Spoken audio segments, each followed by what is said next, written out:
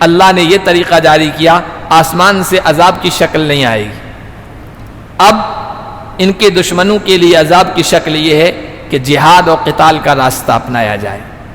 اس میں دو فائدے ہیں، ایک تو ایمان والوں کا فائدہ ہے کہ کل جو غالب تھے، ان پر حکم چلاتے تھے، ان کا جینا دوبر کرتے تھے، جہاد کے ذریعے سے وہ کمزور پڑیں گے، مغلوب پڑیں گے، تو اہل ایمان کو خوشی ہوگی، ان کے دلوں کے اندر جو غصہ ہے، جو چبھن ہے، وہ ٹھنڈا ہو جائے گا، وہ ختم ہو جائے گی چبھن، اور کافروں کو، مشرکوں کو کمزور دیکھ کر ان کے دلوں کو خوشی محسوس ہوگی، آنکھوں کو ٹھنڈک حاصل ہوگی، پلس یہ کہ ان کے لیے توبہ کا دروازہ بھی کھلا رہے گا، بالکل جڑ سے ختم نہیں کی جائیں گے۔ آئندہ ہو سکتا ہے ان میں سے بہت سارے لوگ ایمان لے آئیں، ایک دم ختم کر دیے جائیں آسمانی عذاب کی شکل میں، تو پھر ختم ہو جائیں۔ الشیطان الرجیم، بسم اللہ الرحمن الرحیم۔ کیف یکون للمشرکین عہد عند اللہ وعند رسولہ الا الذین عاہدتم عند المسجد الحرام فما استقاموا لکم فاستقیموا لہم ان اللہ یحب المتقین۔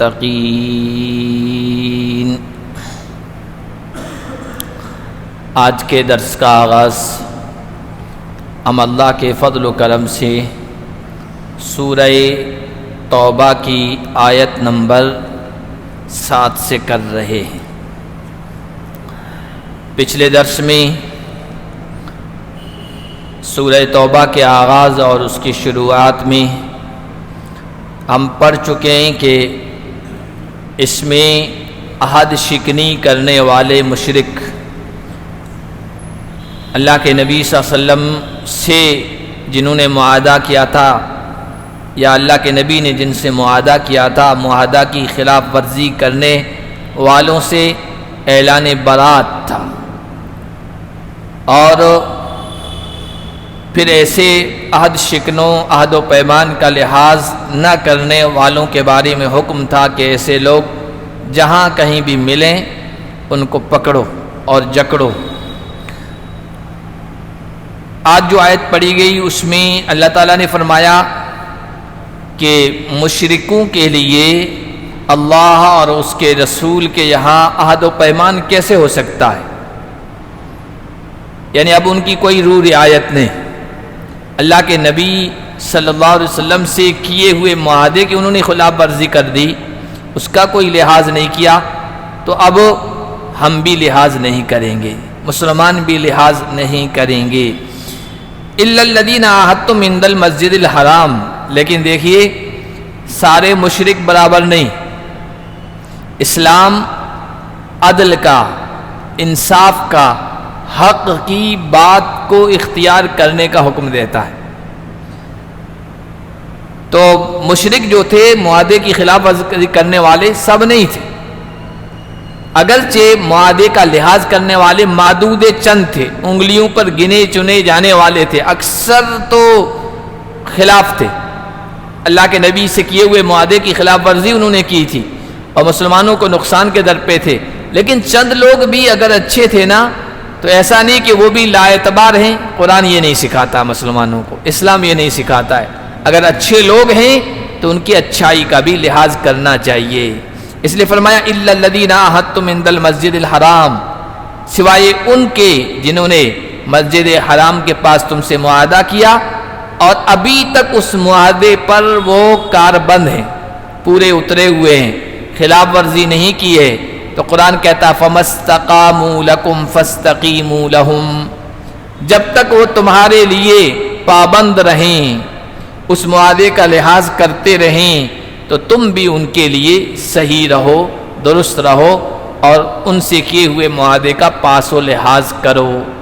جیسے پچھلے درس میں ہم پڑھ چکے ہیں، قبیلہ بنو زمرہ، بنو مدلج، کچھ ایسے قبیلے تھے جنہوں نے مشرکین کا ساتھ نہیں دیا، انہوں نے کہا ہم سے جو قول و قرار ہو چکا ہے، جو معاہدہ ہو چکا ہے، ہم اس پر پورے اتریں گے، تو ایسے لوگوں کے لیے کہا جا رہا ہے اور قیامت تک کے لیے یہ مسلمانوں کو ایک سبق دیا جا رہا ہے کہ ہر زمانے میں معاہدے ہوں گے اور خلاف ورزی بھی کریں گے، لیکن جو مشرک اور کافر خلاف ورزی کریں ان کے خلاف تم لڑو، جو اپنے معاہدے پر پابند ہیں ان کو چھیڑخانی نہیں کرنی ہے۔ ان اللہ یحب المتقین، بے شک اللہ تقوی والوں کو پسند کرتا ہے۔ یہاں معاہدے کی پاسداری کرنا، معاہدے پر پورا اترنا، جو زبان دی ہوئی ہے اس پر پکا رہنا، کھرا اترنا، اس کو تقوی کہا جا رہا ہے۔ تقوی صرف نماز پڑھنے کا نام نہیں ہے، تقوی صرف روزے کا نام نہیں ہے، تقوی داڑھی رکھنے کا نام نہیں ہے، تقوی ظاہری لباس دینداری کا اختیار کرنے کا نام نہیں ہے، تقوی زبان کا پکا ہونا بھی ہے، تقوی کسی سے قول و قرار کیا اس پر پورا اترنا بھی ہے، یہ بھی تقوی ہے۔ یہاں اسی سے بارے میں کہا جا رہا ہے ان اللہ یحب المتقین، جو اپنی زبان کا لحاظ کریں گے، قول و قرار کا لحاظ کریں گے، اللہ ایسے لوگوں کو پسند کرتا ہے۔ اب آگے اللہ تعالیٰ نے پھر وہی جو پیچھے بات تھی اس کا سلسلہ آگے جاری فرمایا ہے کہ جن لوگوں نے معاہدے کی کوئی پرواہ نہیں کی، اس کی دھجیاں اڑائی ہے صرف 1.5 سال میں، حالانکہ معاہدہ ہوا تھا 10 سال تک ہم نہیں لڑیں گے، جو ادھر ہونا چاہیے وہ ادھر، جو ادھر ہونا چاہیے وہ ادھر ہو جائے، محمد کی طرف ہونا چاہے وہ ادھر ہو جائے، ادھر ہونا ہماری طرف ہونا چاہے ہماری طرف ہو جائے، اب لڑائی نہیں ہوگی، ایک دوسرے کے خلاف لشکر کشی نہیں کریں گے۔ لیکن صرف 1.5 سال میں انہوں نے معاہدہ توڑ دیا تھا، جس کی تفصیل پچھلے درس میں ہم پڑھ چکے ہیں۔ تو اللہ فرما رہے ہیں کیفا، اب تم کیسے ان کا لحاظ کرو گے؟ اب کوئی لحاظ وحاظ نہیں کرنا ہے۔ وَإِن يَظْهَرُوا عَلَيْكُمْ، ان کا حال تو یہ ہے اگر وہ تم پر غالب آ جائیں، ابھی تو تمہارے تسلط میں تمہارا روب ان پر پڑ گیا ہے، تمہاری طاقت و قوت کا احساس ان کو ہو گیا ہے، اس لیے وہ کمزور پڑے ہوئے ہیں اور تم سے بات کرنے پر آمادہ ہیں کہ بھائی دوبارہ بات کر لو، غلطی ہو گئی ہے، ہم نے معاہدے کی خلاف ورزی کی ہے، ہم معافی چاہتے ہیں، معاف کر دو اور معاہدے کو آگے جاری رکھو۔ اللہ نے کہا اب نہیں، دھجیاں اڑانے والوں کے لیے کوئی لحاظ نہیں۔ اور کیسے لحاظ کرو گے؟ جبکہ اگر یہ تم پر غالب آ جائے نا، لا يرقبوا فیکم الا ولا ذمہ، تمہارے بارے میں نہ کسی رشتہ داری کا لحاظ کریں نہ عہد و پیمان کا۔ اس وقت تم غالب ہو، تمہارا پلہ بھاری ہے، اس لیے یرضونکم بافواہہم، اپنے منہ سے یعنی زبان کی باتوں سے، لچیلی باتوں سے تم کو خوش کرتے ہیں، ان کے دل ناپسند کر رہے ہیں، ان کے دل تم سے معاہدہ کرنے پر پابند نہیں ہے، راضی نہیں ہے۔ اور وَأَكْثَرُهُمْ فَاسِقُونَ، ان میں سے اکثر عہد شکن ہیں، عہد کی خلاف ورزی کرنے والے۔ جب وہ بنو خزاع بنو بکر کا آپس میں حملہ ہوا نا، بنو خزاع حضور کی طرف تھے، بنو بکر قریش کی طرف تھے، تو قریش نے اندر اندر ساتھ دیا تھا۔ اللہ کے نبی کے پاس وہ بیچارے آئے تو اللہ کے نبی نے کہا تمہاری مدد کی جائے گی، اگر تمہاری مدد نہ کی جائے گی تو پھر ہماری بھی مدد نہیں ہوگی۔ قریش سمجھ گئی معاملہ بہت اب خطرناک رخ اختیار کرنے والا ہے۔ ابو سفیان جو اس وقت تک مسلمان نہیں ہوئے تھے، بھاگے بھاگے مدینے آئے تھے ایمرجنسی میں، اور اللہ کے نبی صلی اللہ علیہ وسلم سے رشتہ داری کا لحاظ کہہ رہے تھے، آپ ہمارے رشتہ دار ہیں، قریب ہیں، اور ہم سے غلطی ہو گئی، معافی تلافی کر لیں، معاہدے کو جاری رکھیں، ہمارے خلاف لشکر کشی نہ کریں، لڑائی نہ شروع کریں۔ یہ جس کی طرف اللہ اشارہ کر رہا ہے، تم زبان سے تم کو خوش کرنے کی کوشش کر رہے ہیں کیونکہ ابھی کمزور ہیں، جس دن یہ پھر طاقت میں آ جائیں گے، ان کو اپنے برتری کا احساس ہو جائے گا تو پھر کسی چیز کا لحاظ نہیں کریں گے، نہ رشتہ داری کا نہ عہد و پیمان کا۔ اشتروا بآیات اللہ ثمنا قلیلا فصدوا عن سبیلہ، انہوں نے اللہ کی آیات کے بدلے میں دنیا کی تھوڑی سی قیمت خرید لی ہے، اس کو ترجیح دے دی ہے، اور پھر اللہ کے راستے سے روکتے بھی ہیں۔ اللہ کے نبی ان کے پاس دین لے آئے، دنیا اور آخرت کی کامیابی کا فارمولہ لے کے آئے، لیکن یہ اپنی چودراہٹ کو باقی رکھنے کے لیے، اپنی حکومت کو باقی رکھنے کے لیے، دنیا کے تھوڑے سے فائدے کی خاطر اس دین کو انہوں نے ٹھکرا دیا، قبول نہیں کر رہے ہیں، اور دوسروں کو بھی اس سے روک رہے ہیں۔ انہم ساء ما کانوا یعملون، کیا ہی برا ہے وہ کام، وہ عمل جو یہ کر رہے ہیں۔ پھر آگے اللہ تعالیٰ نے دوبارہ کہا لا يرقبون فی مؤمن الا ولا ذمہ، یہ ایمان والوں کے بارے میں نہ کسی رشتہ داری کا لحاظ کرتے ہیں اور نہ کسی عہد و پیمان کا۔ کب لحاظ کریں گے؟ جب دیکھیں گے کہ ایمان والے طاقت میں آ گئے، ان کا اب اثر ہے، بھاری ہے، وزن ہے ان کا، تب تو لحاظ کریں گے، لیکن جیسے ہی ان کا وزن بڑھنے لگ جائے گا کسی چیز کا لحاظ نہیں کریں گے۔ آپ دیکھ لیجئے پوری تاریخ مسلمانوں کی اٹھا کر دیکھ لیجئے، جہاں اہل ایمان تھوڑے زور میں آ جاتے ہیں نا تو پھر یہ سب کمزور پڑ جاتے ہیں، اور جب دیکھتے ہیں مسلمان کمزور ہو گئے ہیں تو پھر زبانیں اتنی لمبی لمبی ہو جاتی ہے، مردے اکھیڑنا شروع کر دیتے ہیں، پوری تاریخ جو ہے نا پیچھے کی وہ بیان کرنا شروع ہو جاتے ہیں، اور ایسی زبانیں دراز کرتے ہیں کہ اہل ایمان کو تکلیف ہوتی ہے۔ تو خود نبی پاک صلی اللہ علیہ وسلم کی زندگی سے لے کر دیکھ لیں، حضور پر جو ایمان لانے والے تھے جن کو ستایا جا رہا تھا کون تھے؟ مکہ کے لوگ تھے، حضور کے خاندان کے لوگ تھے، جو ستا رہے تھے وہ بھی رشتہ دار تھے اور جو پس رہے تھے وہ بھی رشتہ دار تھے، کسی کا بیٹا تھا، کسی کا باپ تھا، کسی کا بھتیجا تھا، کسی کا بھانجا تھا، کسی کی بیوی تھی، کسی کا شوہر تھا، اور انہی کو تکلیف دی جا رہی تھی۔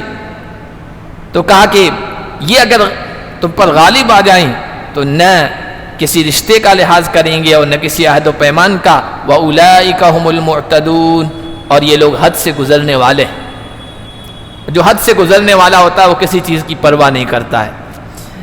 فَإِن تَابُوا وَأَقَامُوا الصَّلَاةَ، لیکن کیا اسلام کی قرآن کی پیاری تعلیم ہے؟ ان سے لڑو، قتال کرو، جہاد کرو، لشکر کشی کرو۔ کیا لشکر کشی کا مقصد کافروں کو ختم کرنا ہے؟ نہیں۔ صفحہ ہستی سے ان کو مٹانا ہے؟ نہیں۔ کافروں کو، مشرکوں کو، دشمنوں کو ختم کرنا جہاد کا مقصد نہیں ہے۔ جہاد کا مقصد اپنے دل کی آگ کو ٹھنڈا کرنا نہیں ہے۔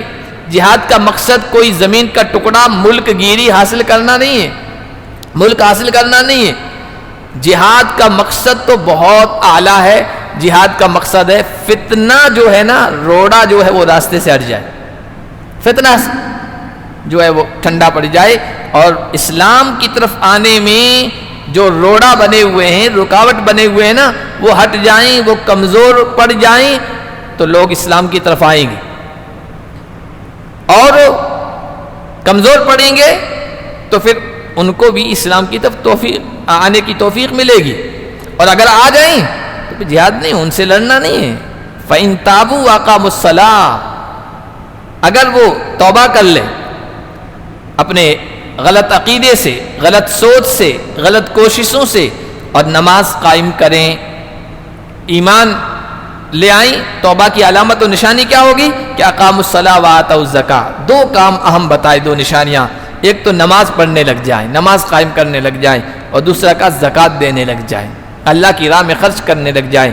قرآن کی یہ بنیادی اور تعلیمات ہیں، لیکن یہ بنیادی تعلیم ہے ساتھ ساتھ چل رہی، نماز قائم کرنا اور زکوٰۃ دینا۔ اور بار بار ہم درس میں تفسیر میں پڑھتے ہیں کہ نماز سے بندے کا اپنے پیدا کرنے والے سے رشتہ مضبوط ہوتا ہے، اور زکوٰۃ سے یعنی اللہ کی راہ میں مال خرچ کرنے سے بندے کا بندوں سے، اپنے اڑوس پڑوس میں رہنے والوں سے، لوگوں سے رشتہ اچھا بنتا ہے۔ وہ سخی ہوگا، وہ فیاض ہوگا، وہ لوگوں کی مدد پورے کرے گا، تو ایسا شخص سوشل ورکر ہوتا ہے، سماج کے کام آتا ہے، اور لوگوں کے دلوں میں گھر کر جاتا ہے، اور لوگوں سے تعلقات اس کے اچھے بنتے ہیں۔ اس لیے بار بار ان دو کاموں کی طرف توجہ دلائی ہے، اور ان کو ایمان کی علامت اور نشانی بتایا ہے۔ اگر یہ توبہ کر لیں، نماز قائم کر لیں اور زکوٰۃ دے دیں، فَإِخْوَانُكُمْ فِي الدِّينِ، تو یہ تمہارے دینی بھائی ہیں۔ کہاں دشمنی کے اونچے مقام پر تھے، یعنی سخت دشمن تھے، کہا ان سے لڑو، ختم کرو ان کو، یہ روڑا بنے ہوئے ہیں، لیکن اگر وہ رکاوٹ نہیں بنتے ہیں، سرنڈر ہو جاتے ہیں، تو بھائی اب دل کے غصے کو ٹھنڈا کرنا یا انتقام کے جذبے کو ٹھنڈا کرنا یہ جہاد نہیں ہے۔ اگر وہ اسلام میں آنا چاہتے ہیں تو پھر تمہارا غصہ جو ہے نا اس کو ختم کر دو، اب وہ تمہارے بھائی ہیں، تمہارے دینی بھائی ہیں۔ یہ اسلام کی خوبی ہے۔ آپ کہیں بھی آپ دیکھ لینا، کوئی آدمی جو ہے کوئی دھرم اپنا لے، اس کو اتنا پیار، اتنی محبت نہیں ملتی جتنے اسلام میں داخل آنے والوں کو ملتی ہے۔ واقعی بھائی بن جاتا ہے ایک انسان، چاہے وہ دوسرے مذاہب میں تو ذات دیکھی جاتی ہے، مقام دیکھا جاتا ہے، اسٹیٹس دیکھا جاتا ہے کہ اس کی برادری کیا تھی، اس کی ذات کیا تھی۔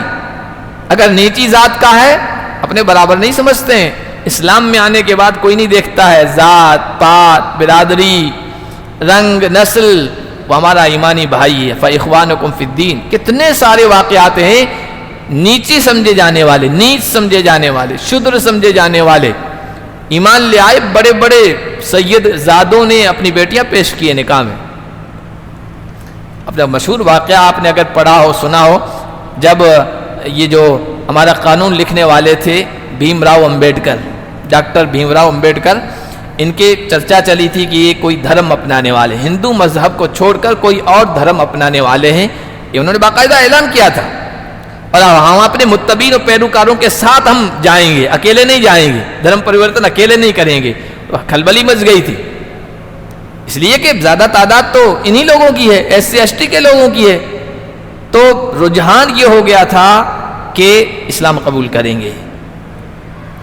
پھر گاندھی جی نے چال چلی تھی اور ان کو جو ہے نا ادھر سے پھیر دیا تھا.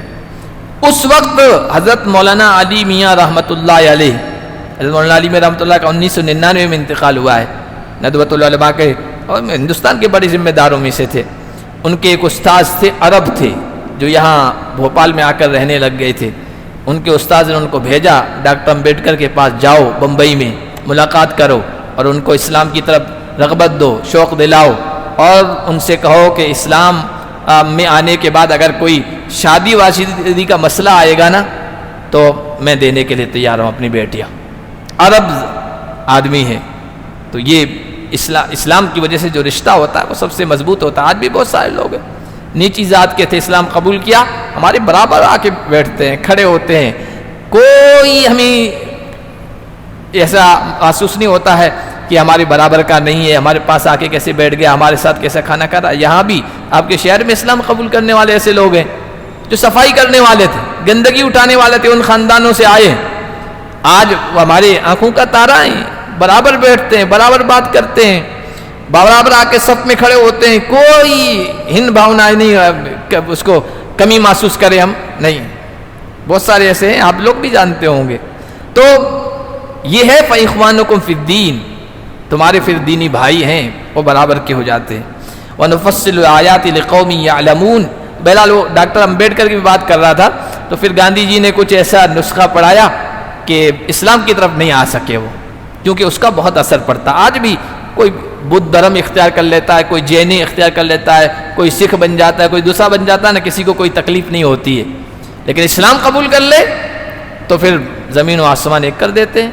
تو حضرت مولانا علی میاں رحمۃ اللہ علیہ نے یا کسی اور نے کہا تھا، چونکہ بعد میں وہ بدھسٹ بنے ہیں، بدھ دھرم اپنایا انہوں نے، تو کہا کرتے یہ تو ایک گھر سے دوسرے گھر میں منتقل ہوئے ہیں، پتہ نہیں چلتا ہے. ایک گھر میں کرایہ دار تھے، وہ چھوڑا دوسرے گھر میں چلے گئے.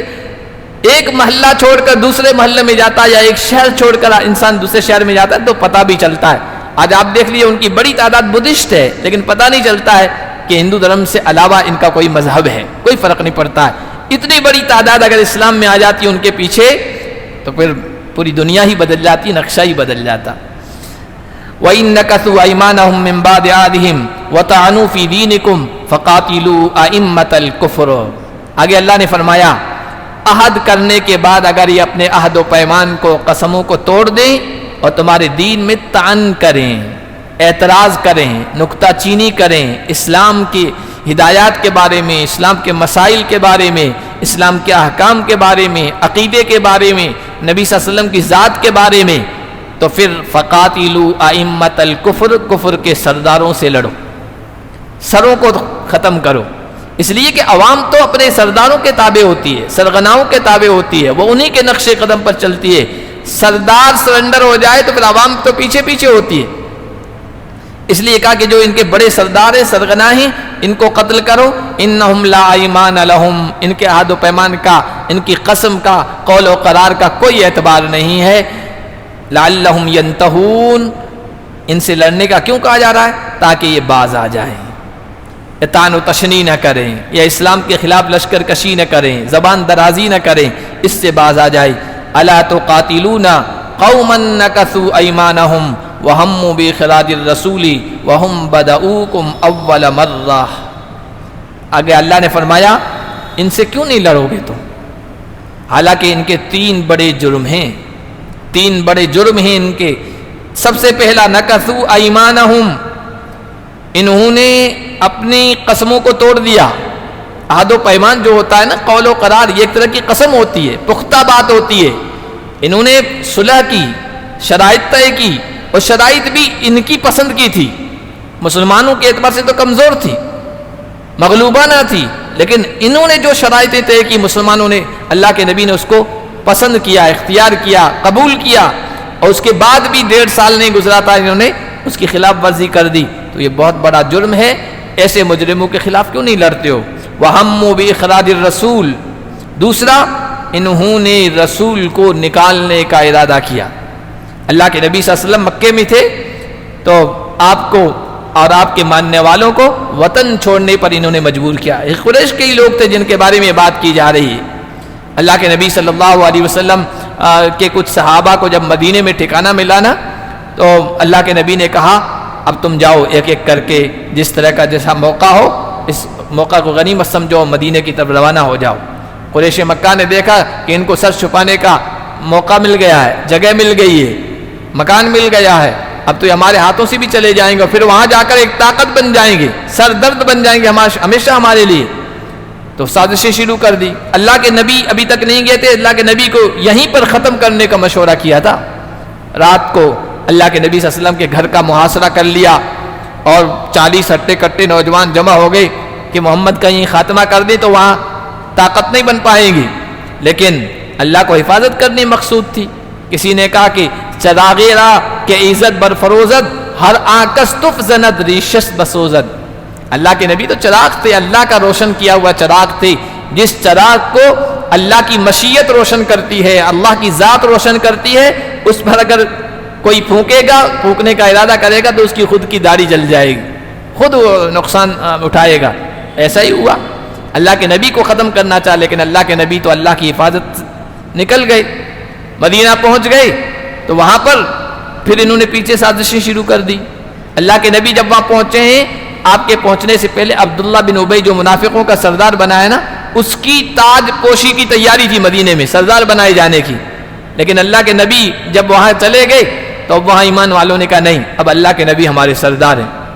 تو پیچھے سے مشرکین نے عبداللہ بن ابی کو خط لکھا، یہ جو محمد آ گئے، ان کے ساتھی آ گئے اور یہاں ٹھکانہ بنا لیا ہے تمہارے شہر میں، یا تو ان کو قتل کر دو یا اپنے شہر سے نکال دو، ورنہ پھر ہم آ رہے ہیں لشکر کر کے، تمہیں بھی ختم کریں گے، ان کو بھی ختم کریں گے، اور تمہاری عورتوں کو اپنے تصرف میں لے لیں گے. تو ان کے دل میں بھی کچھ آیا خیال، لیکن اللہ کے نبی کی حکمت اور تدبیر سے وہ سب خیالات ختم کر دیے گئے.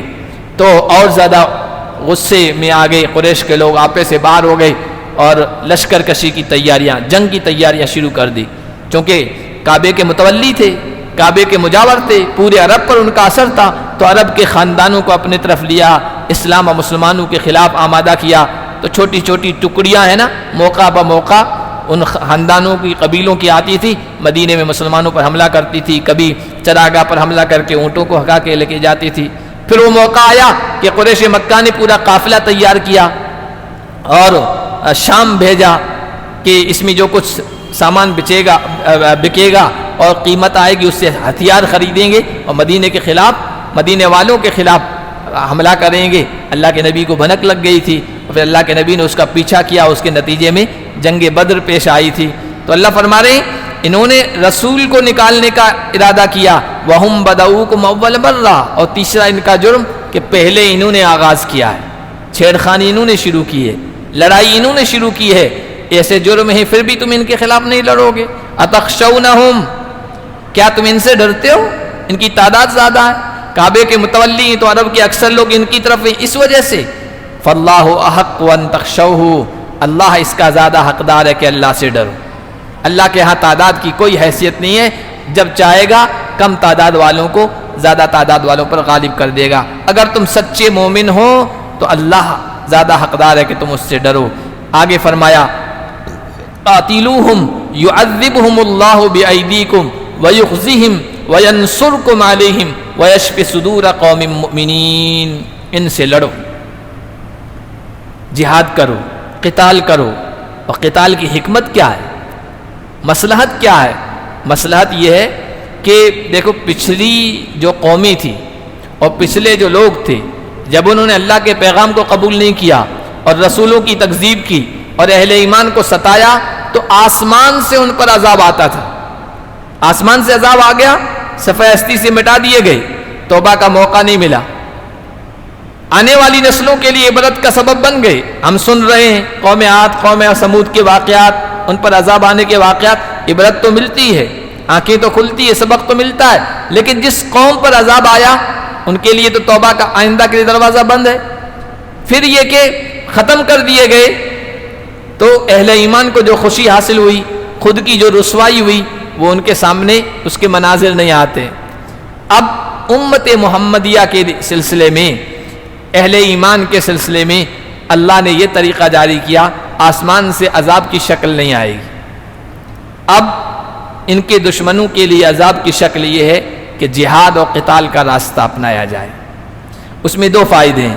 ایک تو ایمان والوں کا فائدہ ہے کہ کل جو غالب تھے, ان پر حکم چلاتے تھے, ان کا جینا دوبر کرتے تھے, جہاد کے ذریعے سے وہ کمزور پڑیں گے, مغلوب پڑیں گے, تو اہل ایمان کو خوشی ہوگی. ان کے دلوں کے اندر جو غصہ ہے, جو چبن ہے, وہ ٹھنڈا ہو جائے گا, وہ ختم ہو جائے گی چبن.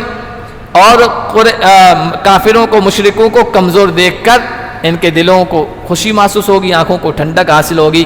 پلس یہ کہ ان کے لیے توبہ کا دروازہ بھی کھلا رہے گا. بالکل جڑ سے ختم نہیں کیے جائیں گے.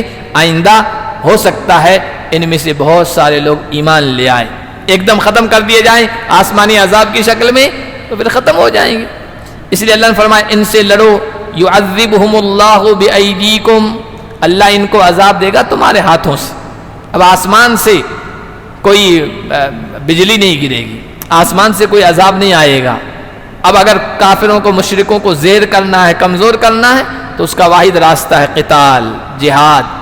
یہ چھوڑ دے گی امت تو مظلوم ہی رہے گی, مقہور ہی رہے گی, بیچارہ ہی رہے گی, پھر دعا کرتی رہے, کوئی راستہ نہیں. اللہ نے راستہ عزت کا, غلبے کا یہی بتایا ہے. تمہارے ہاتھوں سے اللہ ان کو عذاب میں گرفتار کرے گا. وَيُخْزِهِمْ, ان کو رسوا کرے گا, ان کو رسوا کرے گا. آپ دیکھیے اب شام میں ہوا نا, چھوٹی سی ٹکڑی غالب آئی, وہ ظالم جو تھا, پوری دنیا کی کافر طاقتیں جس کی حمایت میں تھی, بھاگا ہے, کتنی رسوائی ہوئی. اور جنہوں نے جہاد کا راستہ اپنا کے وہ غلبہ حاصل کیا ہے, ان کو کتنی خوشی حاصل ہوئی, ذرا ان سے خود کے جا کے پوچھئے. تو اللہ نے فرمایا اللہ ان کو رسوا کرے گا اور تم ہی ان کے خلاف غالب کرے گا, تمہاری مدد کرے گا, اور ایمان والوں کے دلوں کو ٹھنڈک بخشے گا. وہ جب وہ دیکھیں گے کل ہم پر حکم چلاتے تھے, ہم پر ظلم ڈھاتے تھے, آج یہ زیر ہو گئے ہیں, بے بس ہو گئے ہیں, لاچار ہو گئے ہیں, تو اہل ایمان کے دلوں کو ٹھنڈک پہنچے گی. آپ دیکھیے جب بدر میں بڑے بڑے چودھری جو حضرت بلال حبشی کو لٹاتے تھے تپتی ہوئی ریت پر اور ستاتے تھے, اور حضرت خباب کی پیٹھ پر لوہا داغ کے لگاتے تھے اور کسی کو دھونی دیتے تھے, ان کے ہاتھوں جب بڑے بڑے چودھری مارے گئے نا, تو کتنی خوشی ہوئی ہوگی, ان کی آنکھوں کو کتنی ٹھنڈک محسوس ہوئی ہوگی. وَيُذْهِبْ غَيْظَ قُلُوبِهِمْ, اور اللہ ان کے دلوں کے غصے کو ختم کر دے گا. اہل ایمان آج ہمیں دلوں میں کتنا غصہ ہے, فلسطین میں جو کچھ ہو رہا ہے اور دوسرے ملکوں میں جو کچھ ہو رہا ہے, اور جہاں کہیں بھی مسلمان کمزور ہیں ان پر ظلم و ستم ہو رہا ہے, اس کو سن کر ہمارے دلوں میں غصے کی آگ کتنی بھڑکتی ہے. جب ان دشمنوں کو کمزور ہوتا دیکھیں گے تو وہ غصے کی آگ ٹھنڈی ہو جائے گی. وَيَتُوبُ اللَّهُ عَلَى مَن يَشَاءُ, پر اللہ جسے چاہے گا توبہ کی توفیق بھی دے گا. آسمان سے عذاب نازل کر دیا جائے تو سب ختم کر دیے جائیں گے دشمن, لیکن یہ طریقہ ہے, اللہ ان کو توبہ کا موقع دیتا ہے. چنانچہ آپ دیکھیے اسلامی تاریخ میں ابو سفیان, اکرمہ بن ابو جہل, عمرو بن عاص, حضور کو ختم کرنے کے لیے بھرپور کوشش کر دی تھی ان لوگوں نے. اگر اللہ آسمان سے عذاب بھیج دیتا, پچھلی قوموں کی طرح صفحہ ہستی سے ایک ایک کر کے مٹا دیے جاتے, تو پھر آگے اسلام میں کارنامے انجام نہیں دے پاتے. پھر ابو سفیان بھی مسلمان ہوا. اکرمہ بن ابو جہل کا بیٹا, توبہ کا دروازہ اس کے لیے کھلا رکھا, آئے اللہ کے نبی کی خدمت میں, اور پھر اسلامی جرنیل, اسلام میں جو بڑے بہادر بنے کارنامہ انجام دیے, ان میں ایک اکرمہ بن ابو جہل بھی تھا. عمرو بن عاص مصر فتح کیا جبکہ اللہ کے نبی کے سخت دشمن تھے.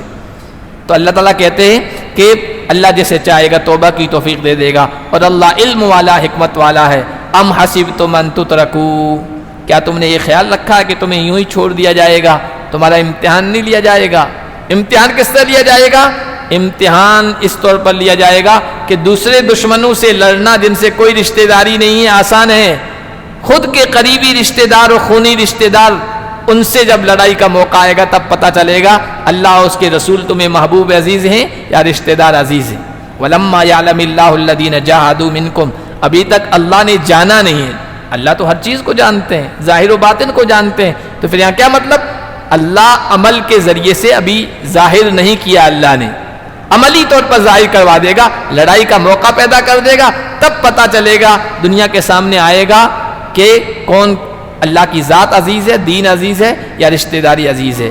وَلَمْ يَتَّخِذُوا مِن دُونِ اللَّهِ، جنہوں نے ابھی تک جہاد بھی کیا اللہ نے ان کو ظاہر نہیں کیا ہے، اور جنہوں نے اللہ اور اس کے رسول اور مومنوں کے علاوہ کسی کو رازدار نہیں بنایا ہے، بھید بتانے والا۔ راز آدمی کب بتاتا ہے؟ گہرا تعلق ہوتا ہے، گہرا رشتہ ہوتا ہے، گہری قرابت ہوتی ہے، گہری نزدیکی ہوتی ہے۔